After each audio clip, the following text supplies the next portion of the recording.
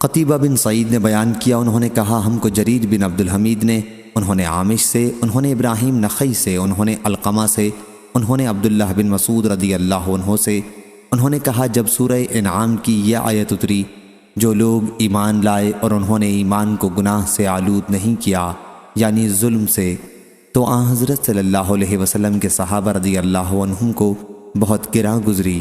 وہ کہنے لگے بھلا ہم میں سے کون ایسا ہے جس نے ایمان کے ساتھ کوئی ظلم یعنی گناہ نہ کیا ہو؟ آن حضرت صلی اللہ علیہ وسلم نے فرمایا اس آیت میں ظلم سے گناہ مراد نہیں ہے بلکہ شرک مراد ہے۔ کیا تم نے حضرت لقمان علیہ السلام کا قول نہیں سنا؟ شرک بڑا ظلم ہے۔ صحیح بخاری حدیث نمبر 6918۔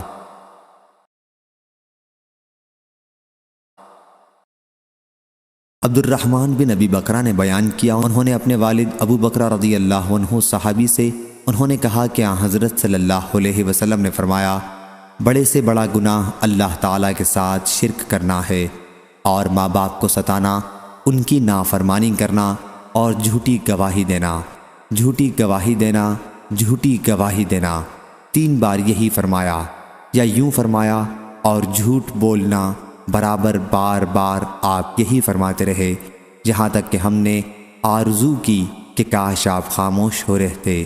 صحیح بخاری حدیث نمبر 6919۔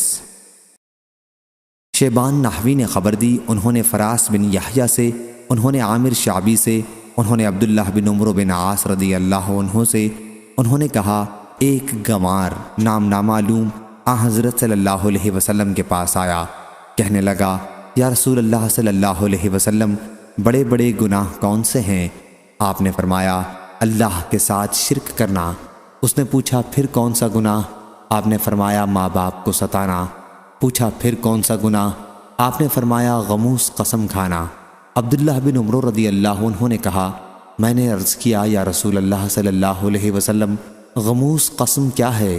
آپ نے فرمایا جان بوجھ کر کسی مسلمان کا مال مار لینے کے لیے جھوٹی قسم کھانا۔ صحیح بخاری حدیث نمبر 6920۔ خلاد بن یحییٰ نے بیان کیا، کہا ہم سے سفیان ثوری نے، انہوں نے منصور اور عامش سے، انہوں نے ابو وائل سے، انہوں نے حضرت عبداللہ بن مسعود رضی اللہ عنہ سے، انہوں نے کہا ایک شخص نام نامعلوم نے عرض کیا یا رسول اللہ صلی اللہ علیہ وسلم ہم نے جو گناہ اسلام لانے سے پہلے جاہلیت کے زمانے میں کیے ہیں کیا ان کا مواخذہ ہم سے ہوگا؟ آپ نے فرمایا جو شخص اسلام کی حالت میں نیک اعمال کرتا رہا اس سے جاہلیت کے گناہوں کا مواخذہ نہ ہوگا، اللہ تعالیٰ معاف کر دے گا، اور جو شخص مسلمان ہو کر بھی برے کام کرتا رہا اس سے دونوں زمانوں کے گناہوں کا مواخذہ ہوگا۔ صحیح بخاری حدیث نمبر 6921۔ ابو نعمان محمد بن فضل سدوسی نے بیان کیا، کہا ہم سے حماد بن زید نے، انہوں نے ایوب سختیانی سے، انہوں نے اکرمہ سے، انہوں نے کہا علی رضی اللہ عنہ کے پاس کچھ بے دین لوگ لائے گئے، آپ نے ان کو جلوا دیا۔ یہ خبر ابن عباس رضی اللہ عنہ کو پہنچی تو انہوں نے کہا اگر میں حاکم ہوتا تو ان کو کبھی نہ جلواتا، دوسری طرح سے سزا دیتا، کیونکہ حضرت صلی اللہ علیہ وسلم نے آگ میں جلانے سے منع فرمایا ہے۔ آپ صلی اللہ علیہ وسلم نے فرمایا آگ اللہ کا عذاب ہے، تم اللہ کے عذاب سے کسی کو مت عذاب دو، میں ان کو قتل کروا ڈالتا، کیونکہ حضرت صلی اللہ علیہ وسلم نے فرمایا ہے جو شخص اپنا دین بدل ڈالے اسلام سے پھر جائے اس کو قتل کر ڈالو۔ صحیح بخاری حدیث نمبر 6922۔ حمید بن ہلال نے بیان کیا، کہا ہم سے ابو بردہ رضی اللہ عنہ نے، انہوں نے ابو موسیٰ اشعری رضی اللہ عنہ سے، انہوں نے کہا میں حضرت صلی اللہ علیہ وسلم کے پاس آیا، میرے ساتھ اشر قبیلے کے 2 شخص تھے نام نامعلوم، ایک میرے داہنے طرف تھا دوسرا بائیں طرف۔ اس وقت حضرت صلی اللہ علیہ وسلم مسواک کر رہے تھے، دونوں نے حضرت صلی اللہ علیہ وسلم سے خدمت کی درخواست کی یعنی حکومت اور عہدے کی۔ آپ نے فرمایا ابو موسیٰ یا عبداللہ بن قیس، راوی کو شک ہے۔ میں نے اسی وقت عرض کیا یا رسول اللہ صلی اللہ علیہ وسلم اس پروردگار کی قسم جس نے آپ کو سچا پیغمبر بنا کر بھیجا، انہوں نے اپنے دل کی بات مجھ سے نہیں کہی تھی اور مجھ کو معلوم نہیں تھا کہ یہ دونوں شخص خدمت چاہتے ہیں۔ ابو موسیٰ رضی اللہ عنہ کہتے ہیں جیسے میں اس وقت آپ کی مسواک کو دیکھ رہا ہوں وہ آپ کے ہونٹ کے نیچے اٹھی ہوئی تھی۔ آپ نے فرمایا جو کوئی ہم سے خدمت کی درخواست کرتا ہے ہم اس کو خدمت نہیں دیتے، لیکن ابو موسیٰ رضی اللہ عنہ یا عبداللہ بن قیس تو یمن کی حکومت پر جا۔ خیر ابو موسیٰ رضی اللہ عنہ روانہ ہوئے۔ اس کے بعد آپ نے معاذ بن جبل رضی اللہ عنہ کو بھی ان کے پیچھے روانہ کیا۔ جب معاذ رضی اللہ عنہ یمن میں ابو موسیٰ رضی اللہ عنہ کے پاس پہنچے تو ابو موسیٰ رضی اللہ عنہ نے ان کے بیٹھنے کے لیے گدا بچھوایا اور کہنے لگے سواری سے اترو، گدے پر بیٹھو۔ اس وقت ان کے پاس ایک شخص تھا نام نامعلوم جس کی مشقیں کسی ہوئی تھیں۔ معاذ رضی اللہ عنہ نے ابو موسیٰ رضی اللہ عنہ سے پوچھا یہ کون شخص ہے؟ انہوں نے کہا یہ یہودی تھا پھر مسلمان ہوا اب پھر یہودی ہو گیا ہے۔ اور ابو موسیٰ رضی اللہ عنہ نے معاذ رضی اللہ عنہ سے کہا اجی تم سواری پر سے اتر کر بیٹھو تو۔ انہوں نے کہا میں نہیں بیٹھتا جب تک اللہ اور اس کے رسول کے حکم کے موافق یہ قتل نہ کیا جائے گا۔ 3 بار یہی کہا۔ آخر ابو موسیٰ رضی اللہ عنہ نے حکم دیا، وہ قتل کیا گیا۔ پھر معاذ رضی اللہ عنہ بیٹھے۔ اب دونوں نے رات کی عبادت تہجد گزاری کا ذکر نکالا۔ معاذ رضی اللہ عنہ نے کہا میں تو رات کو عبادت بھی کرتا ہوں اور سوتا بھی ہوں، اور مجھے امید ہے کہ سونے میں بھی مجھ کو وہی ثواب ملے گا جو نماز پڑھنے اور عبادت کرنے میں۔ صحیح بخاری حدیث نمبر 6923۔ حضرت ابو ہریرہ رضی اللہ عنہ نے کہا جب حضرت صلی اللہ علیہ وسلم کی وفات ہو گئی اور حضرت ابو بکر صدیق رضی اللہ عنہ خلیفہ ہوئے اور عرب کے کچھ لوگ کافر بن گئے تو حضرت عمر رضی اللہ عنہ نے ان سے کہا تم ان لوگوں سے کیسے لڑو گے؟ حضرت صلی اللہ علیہ وسلم نے تو یہ فرمایا ہے مجھ کو لوگوں سے لڑنے کا اس وقت تک حکم ہوا جب تک وہ لا الہ الا اللہ نہ کہیں، پھر جس نے لا الہ الا اللہ کہہ لیا اس نے اپنے مال اور اپنی جان کو مجھ سے بچا لیا، البتہ کسی حق کے بدل اس کی جان یا مال کو نقصان پہنچایا جائے تو یہ اور بات ہے، اب اس کے دل میں کیا ہے اس کا حساب لینے والا اللہ ہے۔ صحیح بخاری حدیث نمبر 6924۔ حضرت ابو بکر صدیق رضی اللہ عنہ نے کہا میں تو خدا کی قسم اس شخص سے لڑوں گا جو نماز اور زکوٰۃ میں فرق کرے، اس لیے کہ زکوٰۃ مال کا حق ہے جیسے نماز جسم کا حق ہے۔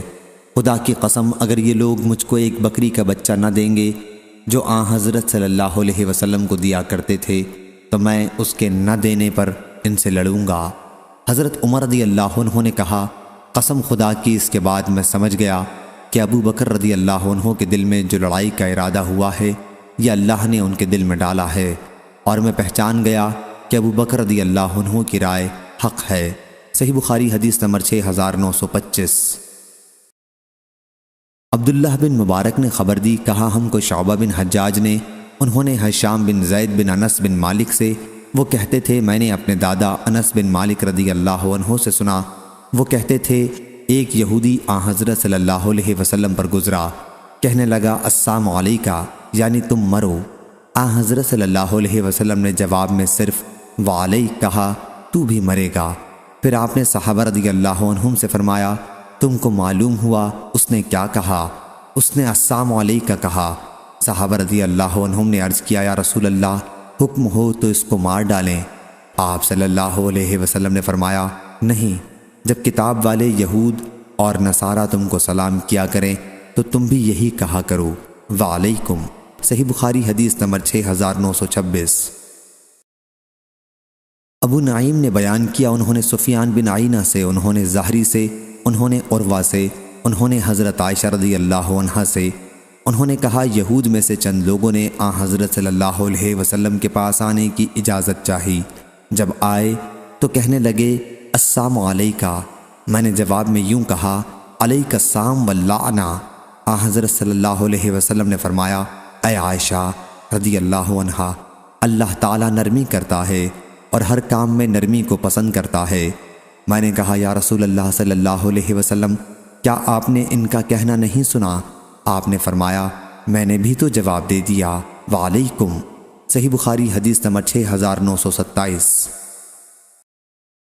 عبداللہ بن دینار نے بیان کیا کہا میں نے عبداللہ بن عمر رضی اللہ عنہ سے سنا، وہ کہتے تھے حضرت صلی اللہ علیہ وسلم نے فرمایا یہودی لوگ جب تم مسلمانوں میں سے کسی کو سلام کرتے ہیں سلام علیکہ کہتے ہیں، تم بھی جواب میں علیک کہا کرو۔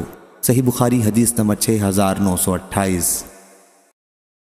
عمر بن حفص بن غیاث نے بیان کیا، کہا ہم سے میرے والد نے، کہا ہم سے عامش نے، کہا مجھ سے شقیق بن سلمہ نے کہ حضرت عبداللہ بن مسعود رضی اللہ عنہ نے کہا، جیسے میں اس وقت حضرت صلی اللہ علیہ وسلم کو دیکھ رہا ہوں، آپ ایک پیغمبر حضرت نوح علیہ السلام کی حکایت بیان کر رہے تھے۔ ان کی قوم والوں نے ان کو اتنا مارا کہ لہو لہان کر دیا۔ وہ اپنے منہ سے خون پونچھتے تھے اور یوں دعا کرتے جاتے، پروردگار میری قوم والوں کو بخش دے، وہ نادان ہیں۔ صحیح بخاری حدیث نمبر 6929۔ حضرت علی رضی اللہ عنہ نے کہا، جب میں تم سے حضرت صلی اللہ علیہ وسلم کی کوئی حدیث بیان کروں تو قسم اللہ کی اگر میں آسمان سے نیچے گر پڑوں یہ مجھ کو اس سے اچھا لگتا ہے کہ میں حضرت صلی اللہ علیہ وسلم پر جھوٹ باندھوں۔ ہاں جب مجھ میں تم میں آپس میں گفتگو ہو تو اس میں بنا کر بات کہنے میں کوئی قباحت نہیں، کیونکہ حضرت صلی اللہ علیہ وسلم نے فرمایا لڑائی تدبیر اور مکر کا نام ہے۔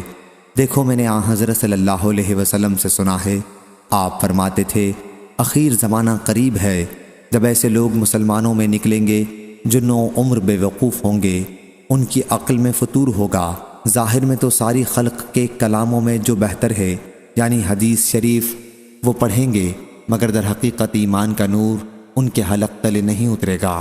وہ دین سے اس طرح باہر ہو جائیں گے جیسے تیر شکار کے جانور سے پار نکل جاتا ہے، اس میں کچھ لگا نہیں رہتا۔ تم ان لوگوں کو جہاں پانا بے تعامل قتل کرنا، ان کو جہاں پاؤ قتل کرنے میں قیامت کے دن ثواب ملے گا۔ صحیح بخاری حدیث نمبر 6930۔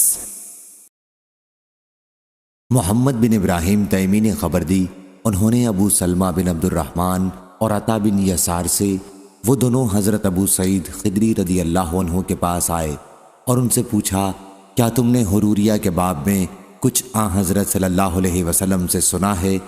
انہوں نے کہا حروریہ ضروریہ تو میں جانتا نہیں، مگر میں نے حضرت صلی اللہ علیہ وسلم سے یہ سنا ہے، آپ فرماتے تھے اس امت میں، اور یوں نہیں فرمایا اس امت میں سے کچھ لوگ ایسے پیدا ہوں گے کہ تم اپنی نماز کو ان کی نماز کے سامنے حقیر جانو گے، اور قرآن کی تلاوت بھی کریں گے مگر قرآن ان کے حلقوں سے نیچے نہیں اترے گا۔ وہ دین سے اس طرح نکل جائیں گے جیسے تیر جانور میں سے پار نکل جاتا ہے، اور پھر تیر پھینکنے والا اپنے تیر کو دیکھتا ہے، اس کے بعد جڑ میں جو کمان سے لگی رہتی ہے اس کو شک ہوتا ہے شاید اس میں خون لگا ہو، مگر وہ بھی صاف۔ صحیح بخاری حدیث نمبر 6931۔ یحییٰ بن سلیمان نے بیان کیا، کہا مجھ سے ابن وہب نے، کہا مجھ سے عمر بن محمد بن زید بن عبداللہ بن عمر نے، کہا ان سے ان کے والد نے، اور ان سے عبداللہ بن عمر رضی اللہ عنہ نے، اور انہوں نے حروریہ کا ذکر کیا اور کہا کہ نبی کریم صلی اللہ علیہ وسلم نے فرمایا تھا کہ وہ اسلام سے اس طرح باہر ہو جائیں گے جیسے تیر کمان سے باہر ہو جاتا ہے۔ صحیح بخاری حدیث نمبر 6932۔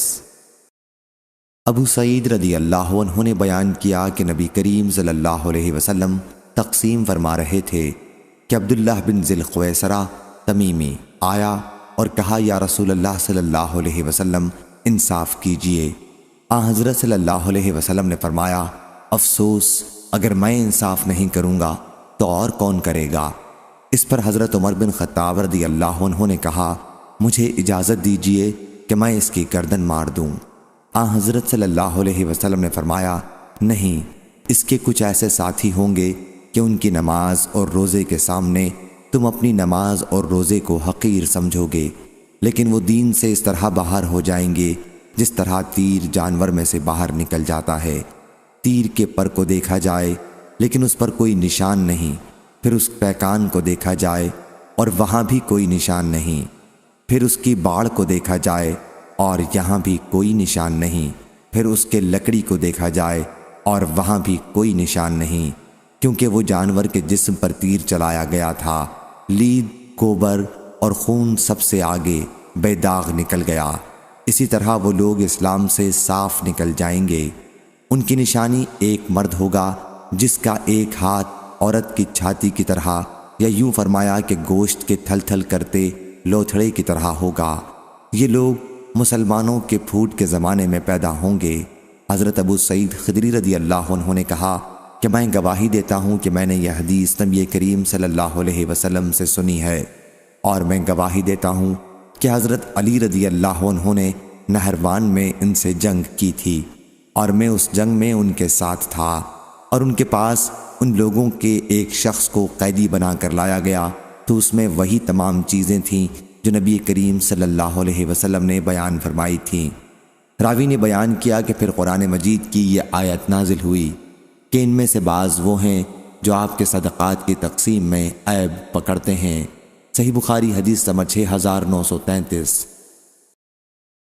یسیر بن عمرو نے بیان کیا کہ میں نے سہل بن حنیف بدری صحابی رضی اللہ عنہ سے پوچھا، کیا تم نے نبی کریم صلی اللہ علیہ وسلم کو خوارج کے سلسلے میں کچھ فرماتے ہوئے سنا ہے؟ انہوں نے بیان کیا کہ میں نے حضرت صلی اللہ علیہ وسلم کو یہ کہتے سنا ہے، اور آپ نے عراق کی طرف ہاتھ سے اشارہ فرمایا تھا کہ ادھر سے ایک جماعت نکلے گی، یہ لوگ قرآن مجید پڑھیں گے لیکن قرآن مجید ان کے حلقوں سے نیچے نہیں اترے گا۔ وہ اسلام سے اس طرح باہر ہو جائیں گے جیسے تیر شکار کے جانور سے باہر نکل جاتا ہے۔ صحیح بخاری حدیث نمبر 6934۔ حضرت ابو ہریرہ رضی اللہ عنہ نے بیان کیا کہ رسول اللہ صلی اللہ علیہ وسلم نے فرمایا، قیامت اس وقت تک قائم نہیں ہوگی جب تک دو ایسے گروہ آپس میں جنگ نہ کریں جن کا دعویٰ ایک ہی ہو۔ صحیح بخاری حدیث نمبر 6935۔ عبد الرحمن بن عبد القاری نے خبر دی، ان دونوں نے حضرت عمر بن خطاب رضی اللہ عنہ سے سنا۔ انہوں نے بیان کیا کہ میں نے ہشام بن حکیم رضی اللہ عنہ کو نبی کریم صلی اللہ علیہ وسلم کی زندگی میں سورۃ الفرقان پڑھتے سنا۔ جب غور سے سنا تو وہ بہت سی ایسی قراتوں کے ساتھ پڑھ رہے تھے جن سے حضرت صلی اللہ علیہ وسلم نے مجھے نہیں پڑھایا تھا۔ قریب تھا کہ نماز ہی میں سان پر حملہ کر دیتا، لیکن میں نے انتظار کیا، اور جب انہوں نے سلام پھیرا تو ان کی چادر سے، یا انہوں نے یہ کہا اپنی چادر سے، میں نے ان کی گردن میں پھندہ ڈال دیا اور ان سے پوچھا کہ اس طرح تمہیں کس نے پڑھایا ہے؟ انہوں نے کہا کہ مجھے اس طرح رسول اللہ صلی اللہ علیہ وسلم نے پڑھایا ہے۔ میں نے ان سے کہا کہ جھوٹ بولتے ہو، واللہ یہ صورت مجھے بھی حضرت صلی اللہ علیہ وسلم نے پڑھائی ہے جو میں نے تمہیں ابھی پڑھتے سنا ہے۔ چنانچہ میں انہیں کھینچتا ہوا حضرت صلی اللہ علیہ وسلم کے پاس لایا اور عرض کیا، یا رسول اللہ صلی اللہ علیہ وسلم، میں نے اسے سورۃ الفرقان اور طرح پر پڑھتے سنا ہے جس طرح آپ نے مجھے نہیں پڑھائی تھی۔ آپ نے مجھے بھی سورۃ الفرقان پڑھائی ہے۔ حضرت صلی اللہ علیہ وسلم نے فرمایا کہ عمر رضی اللہ عنہ انہیں چھوڑ دو، ہشام سورت پڑھو۔ انہوں نے اسی طرح پڑھ کر سنایا جس طرح میں نے انہیں پڑھتے سنا تھا۔ حضرت صلی اللہ علیہ وسلم نے اس پر فرمایا کہ اسی طرح نازل ہوئی تھی۔ پھر حضرت صلی اللہ علیہ وسلم نے فرمایا، اب عمر رضی اللہ عنہ تم پڑھو۔ میں نے پڑھا تو آپ نے فرمایا کہ اسی طرح نازل ہوئی تھی۔ پھر فرمایا، یہ قرآن 7 قرأتوں میں نازل ہوا ہے، پس تمہیں جس طرح آسانی ہو پڑھو۔ صحیح بخاری حدیث نمبر 6936۔ حضرت عبداللہ بن مسعود رضی اللہ عنہ نے بیان کیا کہ جب یہ آیت نازل ہوئی، وہ لوگ جو ایمان لے آئے اور اپنے ایمان کے ساتھ ظلم کو نہیں ملایا، تو صحابہ رضی اللہ عنہم کو یہ معاملہ بہت مشکل نظر آیا، اور انہوں نے کہا، ہم میں کون ہوگا جو ظلم نہ کرتا ہو؟ حضرت صلی اللہ علیہ وسلم نے فرمایا کہ اس کا مطلب وہ نہیں ہے جو تم سمجھتے ہو، بلکہ یہ مطلب حضرت لقمان علیہ السلام کے اس ارشاد میں ہے جو انہوں نے اپنے لڑکے سے کہا تھا کہ اے بیٹے، اللہ کے ساتھ کسی کو شریک نہ ٹھہرانا، بلا شبہ شرک کرنا بہت بڑا ظلم ہے۔ صحیح بخاری حدیث نمبر 6937۔ عتبان بن مالک رضی اللہ عنہ نے بیان کیا، صبح کے وقت نبی کریم صلی اللہ علیہ وسلم میرے یہاں تشریف لائے۔ پھر ایک صاحب نے پوچھا کہ مالک بن دخشن کہاں ہیں؟ ہمارے قبیلے کے ایک شخص نے جواب دیا کہ وہ منافق ہے، اللہ اور اس کے رسول سے اسے محبت نہیں ہے۔ حضرت صلی اللہ علیہ وسلم نے اس پر فرمایا، کیا تم ایسا نہیں سمجھتے کہ وہ کلمہ لا الہ الا اللہ کا اقرار کرتا ہے اور اس کا مقصد اس سے اللہ کی رضا ہے۔ اس صحابی نے کہا کہ ہاں یہ تو ہے۔ حضرت صلی اللہ علیہ وسلم نے فرمایا کہ پھر جو بندہ بھی قیامت کے دن اس کلمہ کو لے کر آئے گا اللہ تعالیٰ اس پر جہنم کو حرام کر دے گا۔ صحیح بخاری حدیث نمبر 6938۔ ابو عوانہ وداح یشکری نے بیان کیا، ان سے حسین بن عبد الرحمن سلمی نے، ان سے فلاں شخص سعید بن عبیدہ نے کہ ابو عبد الرحمن اور حبان بن عطیہ کا آپس میں اختلاف ہوا۔ ابو عبد الرحمن نے حبان سے کہا کہ آپ کو معلوم ہے کہ آپ کے ساتھی خون بہانے میں کس قدر جری ہو گئے ہیں؟ ان کا اشارہ علی رضی اللہ عنہ کی طرف تھا۔ اس پر حبان نے کہا انہوں نے کیا کیا ہے؟ تیرا باپ نہیں۔ ابو عبد الرحمن نے کہا کہ علی رضی اللہ عنہ کہتے تھے کہ مجھے زبیر اور ابو مرثد رضی اللہ عنہم کو رسول کریم صلی اللہ علیہ وسلم نے بھیجا اور ہم سب گھوڑوں پر سوار تھے۔ حضرت صلی اللہ علیہ وسلم نے فرمایا کہ جاؤ اور جب روضہ خاخ پر پہنچو جو مدینے سے 12 میل کے فاصلے پر ایک جگہ ہے۔ ابو سلمہ نے بیان کیا کہ ابو عوانہ نے خاخ کے بدلے میں حاج کہا ہے، تو وہاں تمہیں ایک عورت سارا نامی ملے گی اور اس کے پاس حاطب بن ابی بلتع کا ایک خط ہے جو مشرکین مکہ کو لکھا گیا ہے، تم وہ خط میرے پاس لاؤ۔ چنانچہ ہم اپنے گھوڑوں پر دوڑے اور ہم نے اسے وہیں پکڑا جہاں حضرت صلی اللہ علیہ وسلم نے بتایا تھا۔ وہ عورت اپنے اونٹ پر سوار جا رہی تھی۔ حاطب بن ابی بلتع رضی اللہ عنہ نے اہل مکہ کو حضرت صلی اللہ علیہ وسلم کی مکہ آنے کی خبر دی تھی۔ ہم نے اس عورت سے کہا کہ تمہارے پاس وہ خط کہاں ہے؟ اس نے کہا کہ میرے پاس تو کوئی خط نہیں ہے۔ ہم نے اس کا اونٹ بٹھا دیا اور اس کے کجاوے کی تلاشی لی، لیکن اس میں کوئی خط نہیں ملا۔ میرے ساتھی نے کہا کہ اس کے پاس کوئی خط معلوم نہیں ہوتا۔ راوی نے بیان کیا کہ ہمیں یقین ہے کہ حضرت صلی اللہ علیہ وسلم نے غلط بات نہیں فرمائی۔ پھر علی رضی اللہ عنہ نے قسم کھائی کہ اس ذات کی قسم جس کی قسم کھائی جاتی ہے، خط نکال دے ورنہ میں تجھے ننگی کر دوں گا۔ اب وہ عورت اپنے نیفے کی طرف جھکی، اس نے ایک چادر کمر پر باندھ رکھی تھی اور خط نکالا۔ اس کے بعد یہ لوگ خط حضرت صلی اللہ علیہ وسلم کے پاس لائے۔ عمر رضی اللہ عنہ نے عرض کیا، یا رسول اللہ صلی اللہ علیہ وسلم، اس نے اللہ اور اس کے رسول اور مسلمانوں کے ساتھ خیانت کی ہے، مجھے اجازت دیجیے کہ میں اس کی گردن مار دوں۔ لیکن حضرت صلی اللہ علیہ وسلم نے فرمایا، حاطب رضی اللہ عنہ، تم نے ایسا کیوں کیا؟ حاطب رضی اللہ عنہ نے کہا، یا رسول اللہ صلی اللہ علیہ وسلم، بھلا کیا مجھ سے یہ ممکن ہے کہ میں اللہ اور اس کے رسول پر ایمان نہ رکھوں؟ میرا مطلب اس خط کے لکھنے سے صرف یہ تھا کہ میرا ایک احسان مکے والوں پر ہو جائے، جس کی وجہ سے میں اپنی جائیداد اور بال بچوں کو ان کے ہاتھ سے بچا لوں۔ بات یہ ہے کہ آپ کے اصحاب رضی اللہ عنہم میں کوئی ایسا نہیں جس کے مکے میں ان کی قوم میں کے ایسے لوگ نہ ہوں جس کی وجہ سے اللہ ان کے بچوں اور جائیداد پر کوئی آفت نہیں آنے دیتا، مگر میرا وہاں کوئی نہیں ہے۔ حضرت صلی اللہ علیہ وسلم نے فرمایا کہ حاطب رضی اللہ عنہ نے سچ کہا ہے، بھلائی کے سوا ان کے بارے میں اور کچھ نہ کہو۔ بیان کیا کہ عمر رضی اللہ عنہ نے دوبارہ کہا کہ یا رسول اللہ صلی اللہ علیہ وسلم، اس نے اللہ اور اس کے رسول اور مومنوں کے ساتھ خیانت کی ہے، مجھے اجازت دیجیے کہ میں اس کی گردن مار دوں۔ حضرت صلی اللہ علیہ وسلم نے فرمایا کہ یہ جنگ بدر میں شریک ہونے والوں میں نہیں ہیں، تمہیں کیا معلوم اللہ تعالیٰ ان کے اعمال سے واقف تھا۔ اور پھر فرمایا کہ جو چاہو کرو، میں نے جنت تمہارے لیے لکھ دی ہے۔ اس پر عمر رضی اللہ عنہ کی آنکھوں میں خوشی سے آنسو بھر آئے اور عرض کیا، اللہ اور اس کے رسول ہی کو حقیقت کا زیادہ علم ہے۔ ابو عبداللہ حضرت امام بخاری رحمہ اللہ نے کہا کہ خاخ زیادہ صحیح ہے، لیکن ابو عوانہ نے حاج ہی بیان کیا ہے اور لفظ حاج بدلا ہوا ہے، یہ ایک جگہ کا نام ہے، اور حیثم نے خاخ بیان کیا ہے۔ صحیح بخاری حدیث نمبر 6939۔